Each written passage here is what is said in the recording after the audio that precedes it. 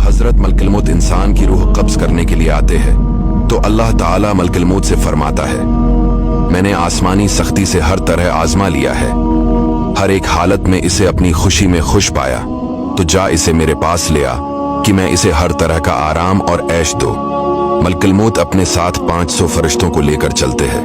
इनके पास जन्नती कफन, वहां की खुशबू और रेहान के खुशे होते हैं, जिसके सरे पर 20 रंग होते हैं और हर रंग की खुशबू अलग अलग होती है। ये सब आते हैं, मलकुल मौत इसके सुरहाने बैठ जाते हैं और फरिश्ते इसके चारों तरफ बैठ जाते हैं। हर एक के साथ जो कुछ जन्नती तोहफा है वो इसके आज़ा पर रख दिया जाता है।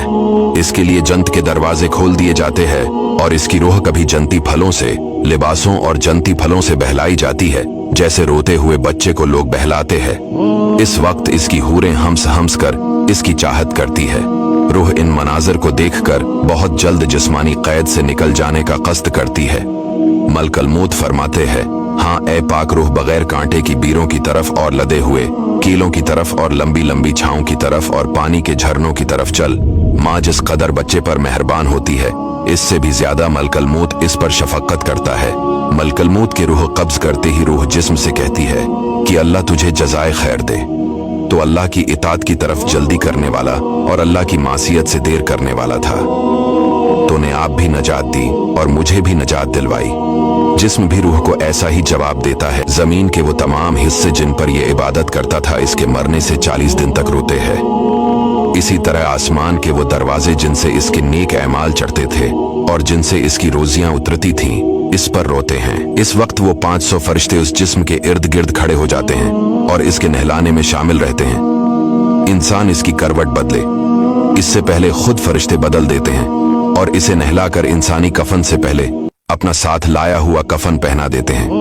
इनकी खुशबू से पहले अपनी खुशबू लगा देते हैं और उसके घर के दरवाजे से लेकर उसकी कब्र तक 2 रख्सफें बांधकर खड़े हो जाते हैं और इसके लिए इस्तगफार करने लगते हैं। इस वक्त शैतान इस जोर से रंज के साथ चीखता है कि इसके जिस्म की हड्डियां टूट जाएं और कहता है, मेरे लश्करियों तुम बर्बाद हो जाओ। हाय, ये तुम्हारे हाथों से कैसे बच गया? वो जवाब देते हैं कि ये तो मासूम था। जब इसकी रूह को लेकर मलकुल मौत चढ़ते हैं तो हजरत जबरील 70,000 फरिश्तों को लेकर इसका इस्तकबाल करते हैं। हर एक इसे जदा गाना बशारत रबानी सुनाता है, यहाँ तक इसके रूह अर्श इलाही के पास पहुंचती है। वहां जाते ही सजदे में गिर पड़ती है। इस वक्त जनाब बारी ताला का इरशाद होता है कि मेरे बंदे की रूह को बगैर कांटों की बीरों में और कीलों के दरख्तों में और लंबे सायों में और बहते पानियों में जगह दो। फिर जब इसे कब्र में रख दिया जाता है तो दाएं तरफ नमाज खड़ी हो जाती है।